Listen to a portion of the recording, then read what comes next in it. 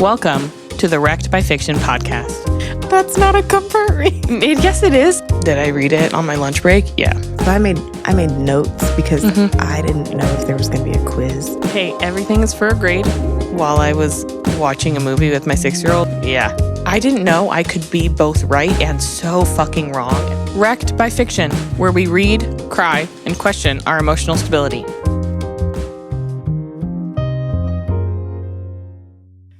Hi. Hi. Here we are again. Yep. And again. And again. And one more time. Again. So, we have been having like mini conversations about a book that I read last year and you just read. And then we finally realized that maybe we should just record it. And talk about it. Because these mini tiny conversations, I mean, we'll be talking about this book probably forever. Let's be so real. Because you were impacted pretty intensely by it, which I'm not surprised, but I can't bend my knee like that. Dumb. But Manacled. And did you want to read it before I wanted to talk about it?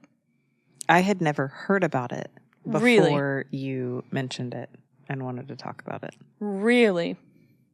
I'm not into the book world as much as you Yeah, are. but with how much you like know and participate in the Harry Potter things, I would have thought that you would have paid attention to or seen, and maybe not even paid attention to, but seen or heard this like explosion of Manacled. Because Manacled is not new. Right. It's like Senlin Yu wrote that a while ago. Yeah. But you have to remember, most of my recent Harry Potter has been with my daughter.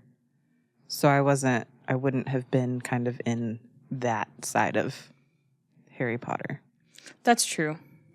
The fan fiction. Yes. Yeah. Yeah. And fanfic honestly wasn't even really anything on my radar for anything. No, it's still not though, right? No, I mean, it's not something that I really even knew. I mean, I knew that it existed, but it didn't exist. Does that make sense? Sure. Like, I knew that there was stuff like that out there, but I didn't know that there was anything that I would be interested in that was fanfic. yeah. So. Well, so I put off reading Manacled for like a long time because I knew that it existed and I had been trying to figure out a way to get my hands on the original. Okay. Because by the time I finally read Manacled, Alchemized was in production. Okay. It hadn't been published yet, but it was being created, which means that every version of Manacled was being pulled from all corners of the internet. And luckily, as we know, because we're old people now, the internet is forever. Yes. And once something goes out, enough people have saved whatever that might be. You can't physically remove every trace. No. And so I found it, which I couldn't even tell you where, but I did. And I had originally started with the audiobook, because it was on Spotify.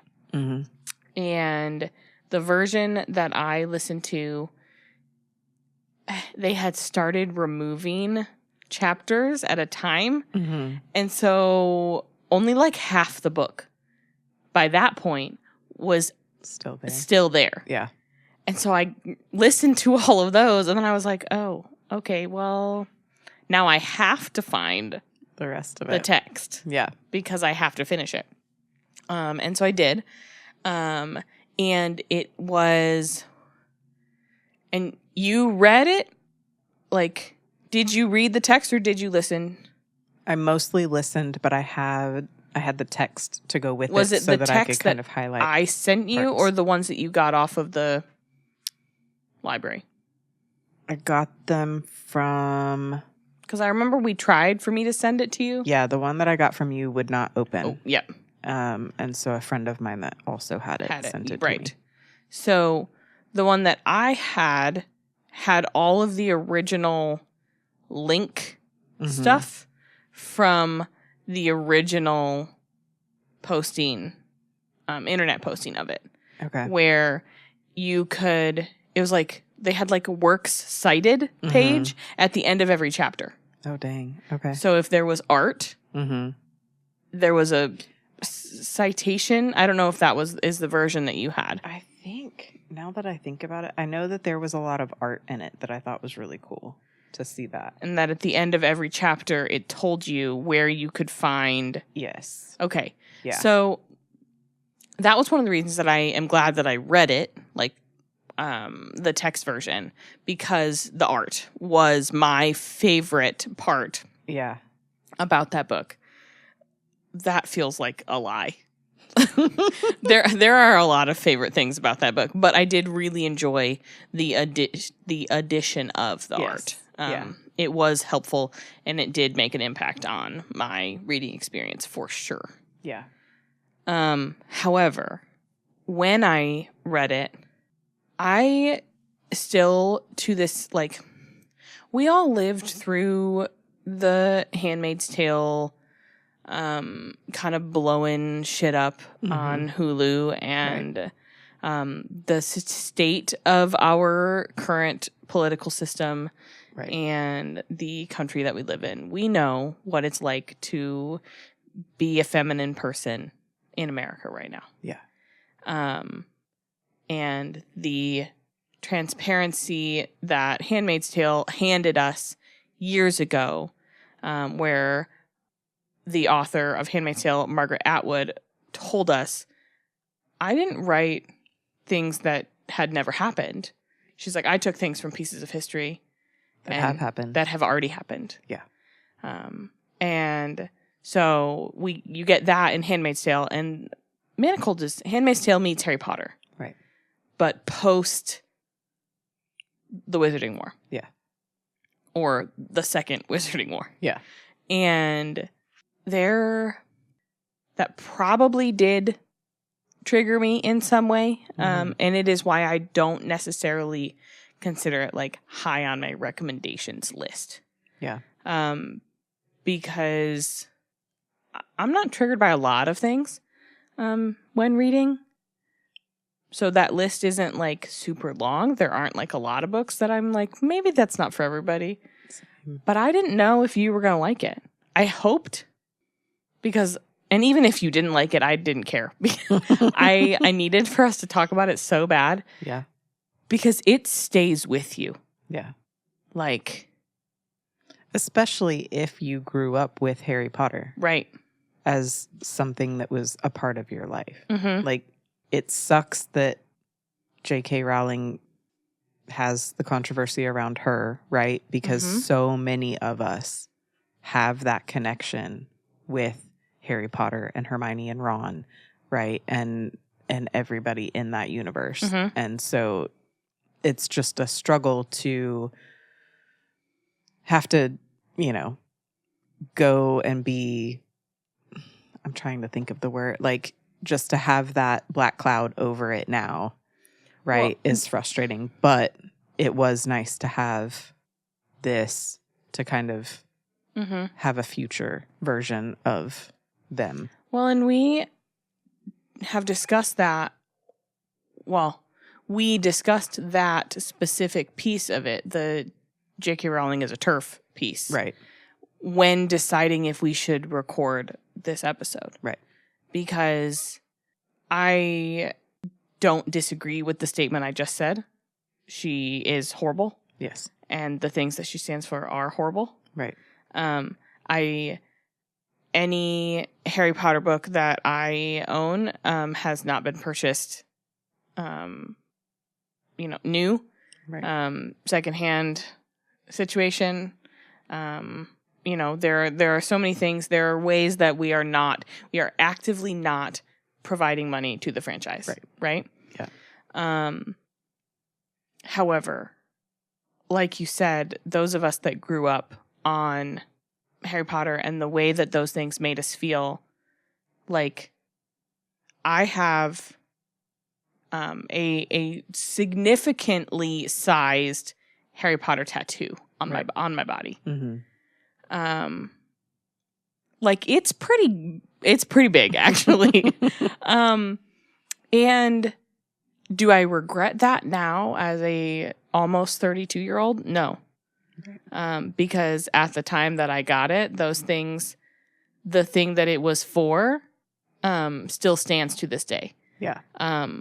My distaste and, like, distancing from the franchise itself does not impact the reason that I got the tattoo in the first place. Right. I think that the community that Harry Potter helped us build stands. You know, I mean, that didn't go away. No. The things that it changed my life. It helped me through a lot of really awful pieces of my life. Mm-hmm. From book releases to midnight movie premieres to, you know, the first time you saw somebody in cosplay as Voldemort standing in line at 7 a.m. to get into the movie that didn't play until midnight. Right. I think that there is a way to separate those two things. And I know that that's controversial, that statement itself. Yeah. Because I have separated them. My love for Harry Potter and my hate for J.K. Rowling, in my mind, can coexist. Agreed. So same with mine. Because I have also read other series of hers. You have mentioned that I really, really like. That they started to come out before this information about JK, and it's under a different name that she uses. Sure. And I never finished it because I didn't want to continue to support her after that happened, and it sucks because I really liked that series. Mm-hmm. But I mean, you can't really justify. No, we're not. I mean, we're not purchasing. Right. Yeah. We're not funding a human being that is a walking garbage can. So. Yeah. But I think that they're like you know, to, I don't know, put into words, there's like this happy, like, space that was created by Manacled because you get the universe. Yes. And you get the characters and you get a continuation where in the original franchise, it ends at the Wizarding War, right? You get very, very little, you know, future epilogue stuff. Yeah. And this is like, yes, it is Hermione and Malfoy and Ron and Harry and Ginny and everybody else, Snape and, you know, you get everybody, right? Mm-hmm. It now, especially now, I mean, as far out as I am from having read it the first time, doesn't register as Harry Potter to me. Like, it's not within the same category in my head. Yeah. Like, the storyline is so, because I wasn't like a secret, you know, like hoping for Hermione and Malfoy in the original series. That makes sense. And so their story in Manacled, it's easy to separate for me. I can see that. It's an entirely different story. Yeah. I don't think I thought of it as a continuation of Harry Potter, like, because it's such a different writing style and vibe. That's true.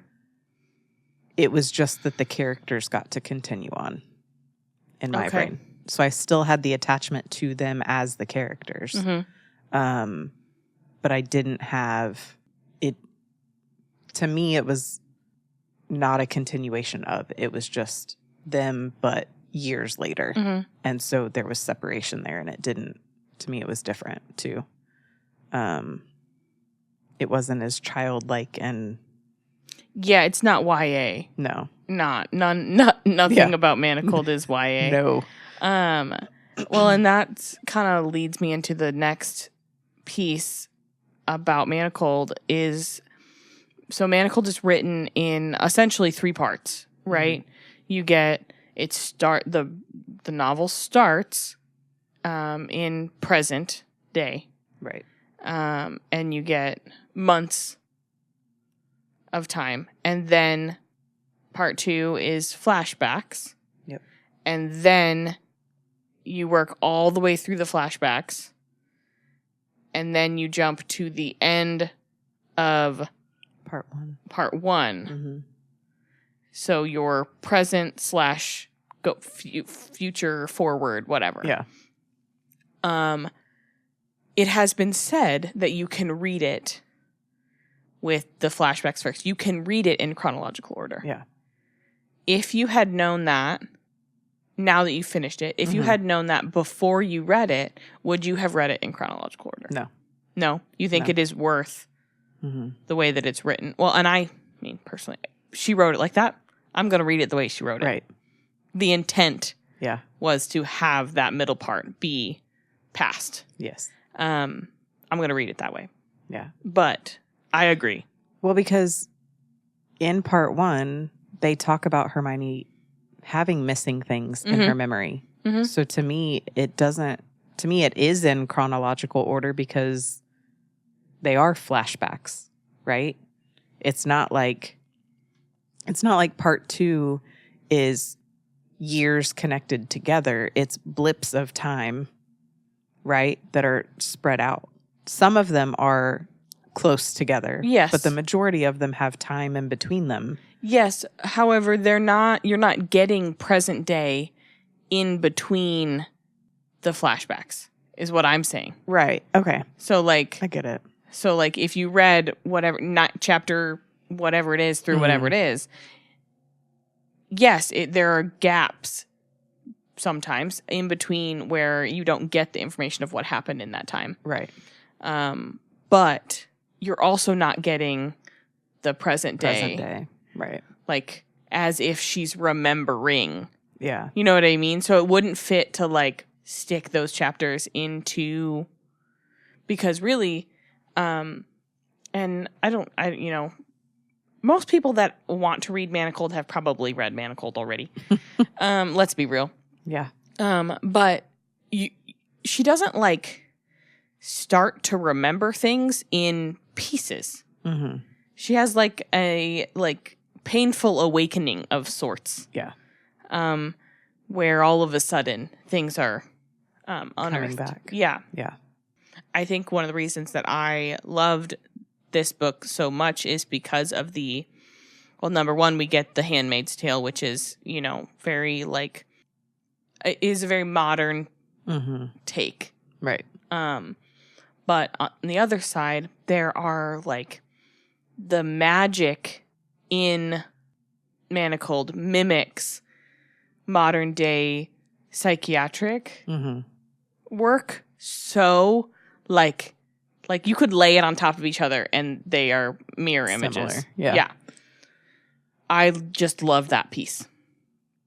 Because her walling off parts of her brain is a conversation that we have in therapy all the time. Right. With severe trauma and severe, very, very intense and very sick people with psychiatric disorders and things like that. But obviously, in Manacled, it's not forever. And that's obviously different than if you were sick in real life. But yeah, through pregnancy, it starts to open up that wall, heal herself. I don't know.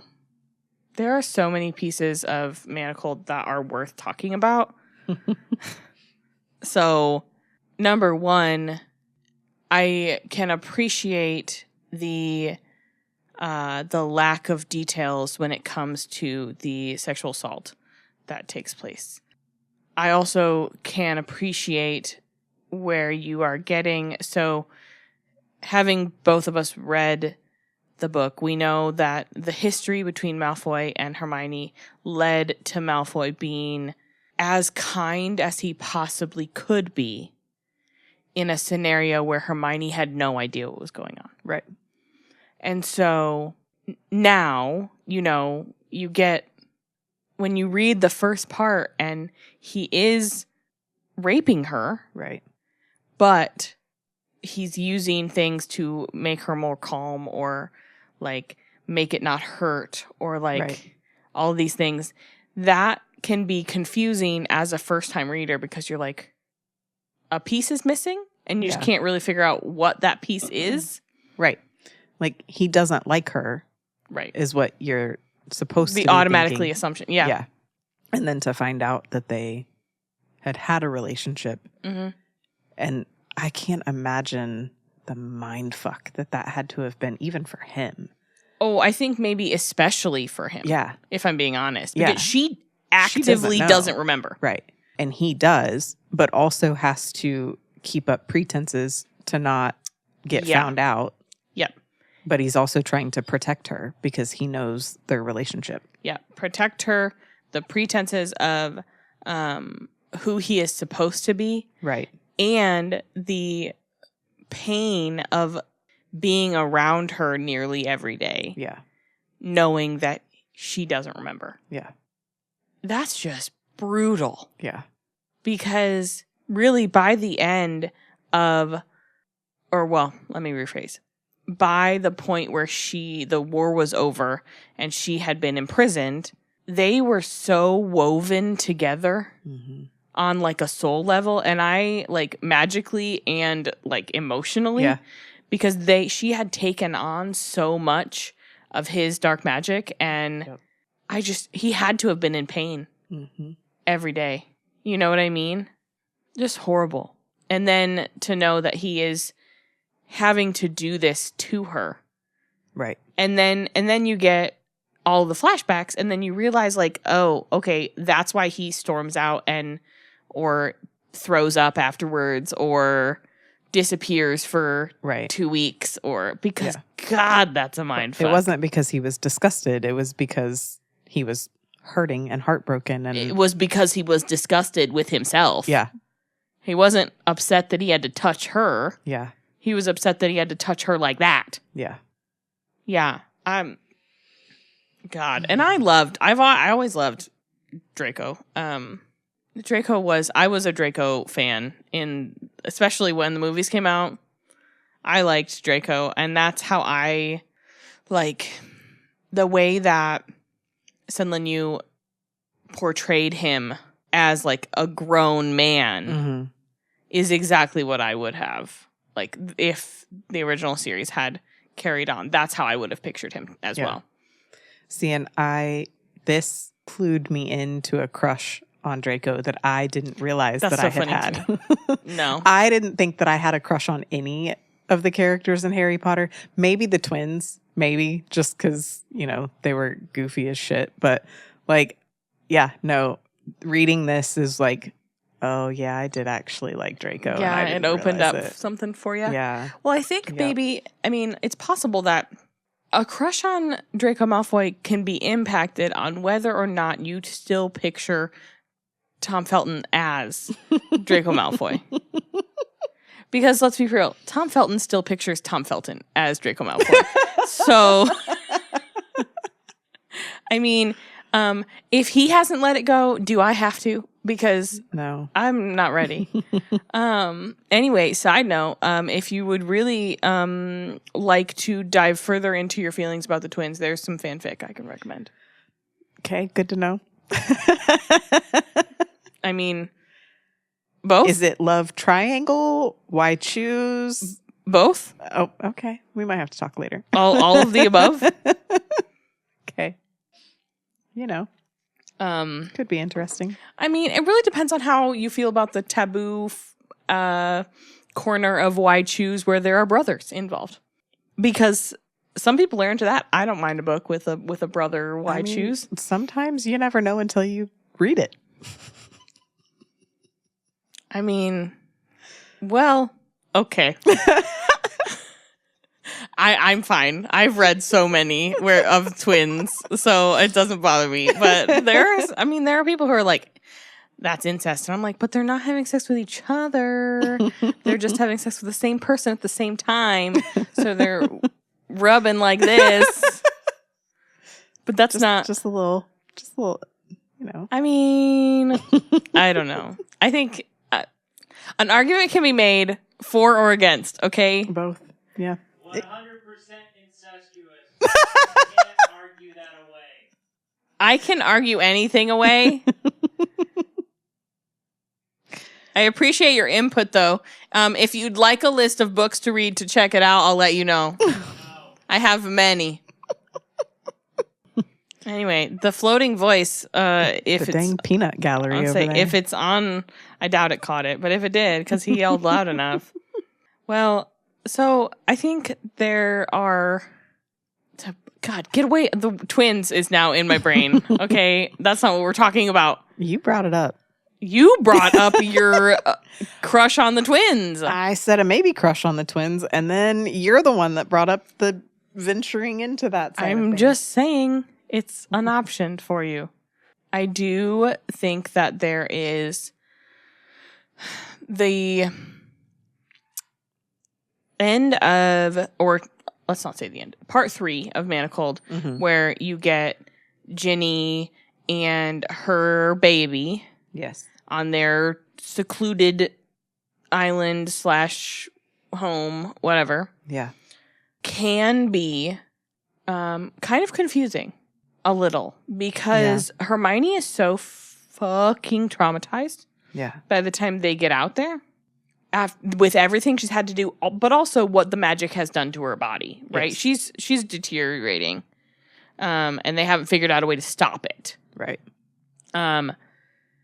And Ginny is a fucking weirdo. I don't think I still to this day have a full grasp on why it was so weird when Hermione got there. Well, Like for them to be friends again or whatever. yeah. I mean, there's a part of me that could see Jenny's initial reaction being normal, where she got protective of Hermione because Ginny didn't know about Hermione and Malfoy's relationship, right? Yeah. So to be protective over Hermione and initially to try to get Hermione away from him and not, she probably thought Hermione had Stockholm syndrome and was like, thinking that Hermione was with him because she had been through the trauma with him and was just like, oh my God, I'm in love with him now, right? Not knowing that they had a future or had a previous relationship that, Hermione remembered. Right. So I could see that initially. But yeah, it was kind of a weird interaction for how close the two of them were prior to all of that. Yeah. Yeah. I don't know. I think that there's, it could be said that she was isolated for so long. Like, she hasn't had, Ginny hasn't had human interaction, really. Because aside from a toddler. Yeah, but then she also, she even said, that Draco would come and essentially, make sure she was alive. Yeah. And then leave again. Yeah. So, and he obviously couldn't and never did tell her why she was there in the first place, and the fact that he had made an agreement with Hermione before Hermione sacrificed herself and all of that. Yeah. But and then Ginny leaving her child and saying she needed to go be a part of it now because she wasn't a part of it then because they sent her away. Right. Which I think is a totally valid feeling. However, I could not leave my child like that. I think she's just got the most intense case of survivor's guilt to ever exist. For sure. And unfortunately, she would rather die than live with the guilt that she did nothing. Right. And that's horrible. And that's obviously not the ideal situation. No. But, yeah, obviously that's not ideal, but she... Wouldn't you, though? Wouldn't you leave, but wouldn't you just... Oh, I'd feel like shit. carry Yeah. Absolutely. like, the worst. Absolutely. It would be, especially to find out what Hermione went through, even after finding out everything that Harry and Ron and her family and everybody else had gone through, but then to also find out everything Hermione went through Right, afterwards. Yeah. And then Hermione still is like, I'm having a kid and I'm going to be okay. And, yeah, I would absolutely be in a mess for sure. Yeah. There are so many. I keep thinking of all of these other random little things what do you have on? Do you have other things to touch on? Because I have one other thing, but I mostly just have like quotes that were said like that hit home for me. I mean, we talked about how she was practicing occlumency as like before, right? She officially lost her. Yeah, but it was like the closest thing to mental peace that she could find, and it was like, yeah, oof, yeah, right. Like I could see how blocking all of that out and get you there. Well, and don't we do that? Yeah. I mean, don't you compartmentalize? Mm-hmm. Don't you decide that right now is not the time to feel those things? And so into a box they go and into the filing cabinet system that is your brain. And yep. Bye. Talk to those later. See you later or never. Yep. Yeah. And that's, kind of ties back into that, like, the magic piece of this with her memory loss and is so close to things that, we see all the time. Yeah. Yeah. One of the other things that she said was, I didn't realize how I was still waiting in regards to her and Malfoy both still kind of waiting for something bad to happen, even though they were out. And I think we all do that too. There's a lot of us that have experienced so much trauma that when things are good, we're constantly waiting for the shoe to drop. Right. Yeah. The expectation is the next bad thing that you're going to have to tackle. So that was very relatable as well. Yeah. I think that one of the things that struck me the most was when Hermione's daughter got to go to Hogwarts and she wanted to find a way for her mom to get recognition. But the only way to do that was going to be basically outing who her parents were. And nobody knew that. Yep. She couldn't say who she actually was. And I thought that was touching that she wanted to do it and heartbreaking at the same time because she couldn't do it. And so basically Hermione never got recognized for all of the freaking work she did. Well, I think as a rule, right, there's one quote in Manacled that as like the Manacled community, right, it's the picture at the end of the book where she's sitting in between, and it's from that celebration that the picture was taken, and you know, her face is like dead in the center of it, and after that picture was taken, they get into that big fight and everything. But like where it says, Hermione Granger, last surviving member of Order of the non-active member of the Order of the Phoenix, right? And when she was probably the most active, literally built fucking bombs, and like she figured out a way through their defenses, and she was their side. She was their main sacrifice. She was the answer to all of their questions. Right. If there was a problem, she figured it out. Well, between her and Snape. Right. They figured it out. Yeah. And the Ministry sacrificed her to turn Draco onto their side because they were like, well, if he falls in love with you, then he'll give us the answers that we need. Guess what? You all fucking died anyway. Right. Like, yeah. They killed you all. Yeah. And you wasted her. Yeah. Can you imagine how much more she could have done if they had listened to her? Especially about the dark magic piece, where she was like, we have to use a little bit of it, right? Like how much faster the war could have been over and how much different it all could have been and how many lives could have been saved. I think the magic piece that sticks with me in this book so like heavily is the description of the curses that were being that were getting cast on them, and they were like coming into the hospital to the ward, and she was trying to fix them, but they were like their skin was literally like sloughing off of their bodies, or it was like death by 1,000 cuts, but a curse. And every time I was like, the fucking imagery in this book, is Sinlin Yu is top notch. And here's where we say the point where we haven't read Alchemized yet. No. We only have one copy at this point in time. Yeah.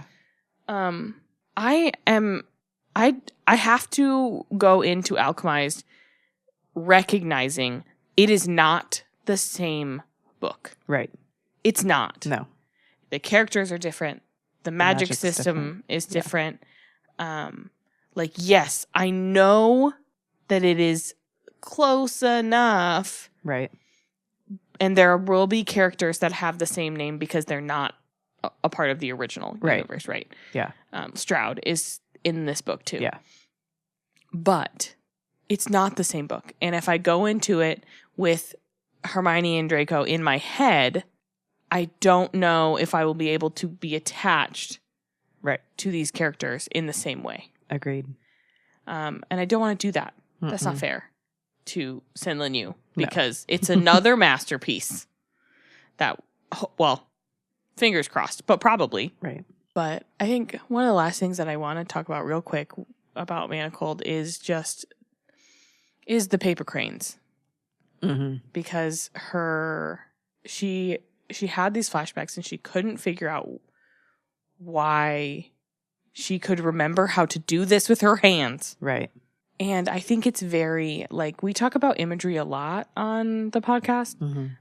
We've done it with The Finish Line. We've done it with other books. But the piece of this, the imagery that you get where she's remembering how to do something, but she doesn't know why she remembers it. Right. And then in the flashbacks, you get her explaining why she makes paper cranes. Right. And her parents and the way that it was something that she was taught to do. And then you get Voldy stealing that memory from her during one of his insane torture sessions of trying to break through. And just the... And she can't make them anymore. And and then all of a sudden she can't, and it's horrible. Yeah. The paper cranes is huge to me. That book is so fucked up. Also, it has like a happy ending, but not really. No. Like, did they die? No. No. They are alive. Yeah. They get to be together, but they don't. They have to hide. Yeah. And that's, maybe a controversial question. Is that better? No. Like, they're together, they're alive, but they can't return to society. No. They can't go to their daughter's... any of her school functions. Right, any of her, like, graduating from wizarding school and, like, any of that. They can't be part of any of that. No. Well, and then even their daughter has to be... someone else. Yeah. She has to go by a different name. Yep. Yeah. So, no, I don't know. I mean, I'd like to say that I think it's better than them having died in the first place. But I think in the grand scheme of, like, all of the shit they have both been through, I guess peace is enough. It has to be. So. Right? I don't know. We started this by saying you wanted more. You wished that you had gotten more. And by that you mean the next step, which is the daughter. Yeah. You want her story.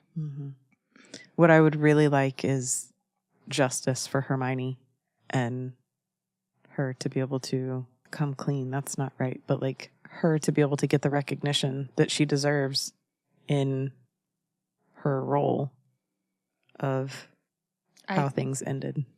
I think the trauma and the way that her body suffered and the things she had to deal with and the, you know, all of the accommodations that are made now because of what happened to her body because of the dark magic and the occlumency and all of that. Right. I think she would tell you that it's fine, that it's enough. Because everyone that knew who she was is dead, except for Draco. Yeah. Everything that, or let me rephrase, everyone who knew what she had actually done is dead, except for Draco. Right. Because obviously there are still people alive who knew she was a member of the Order of Phoenix. Right. But I think she would tell you that it's enough. As her friend, it's not enough. I also think that while I believe that her love for Draco is true and, you know, is real, I do think that it is a severe trauma bond, and for sure, she would never have fallen in love with Draco Malfoy given her own, like, under her own advisement. Right. That would not have been done on purpose. No. And not because of who Draco is as a person. I just don't, like, if she had not had to do what she did for him, she would not have the bond with him that she does at the end of the book. No. Because the sacrificing that they both made for each other is the foundation of their love. Yeah. That's what brought them together. So, also, I just cried so fucking hard at that book. So I don't know. That book has fucked me up. Yeah. So, well, eventually we'll read Alchemized. Maybe. I need a minute. I need some time to put some separation there. Maybe. Yeah, like, even just, like, talking about it, I don't view, it's not Harry Potter to me. Yeah. Yeah, it's not. It's different than, like, yes, all of the information that I know about Hermione Granger and who she is as a person, I guess I am drawing from the original. But I don't know. I have separated them for sure in my head. Yeah. The way that I am, I have viewed her character development and how she has grown and everything is a separate entity for sure. Yeah. So, okay. Are you dead now? No. I'm okay. What is it? What's that thing? I'm stuck in, do you know what I'm trying to say? No. You don't. Never mind. No. I'll think of it as soon as we're done filming. 50 cents. I'll Venmo anybody who listens to this and can tell me what I am trying to say. Where I'm pretty sure it's like Harry Styles or something, and he says, "I'm still stuck in the whatever." Yep, that's enough. That's all I got. So maybe somebody knows what I'm trying to say. I don't know. So okay, well, good talk. Sad talk. Yeah. We're both in our feels now. Yeah, I'm literally staring at the floor. Okay, well, that's enough of that. Yeah. Well, now that we're obviously wrecked by fiction. See ya. Bye.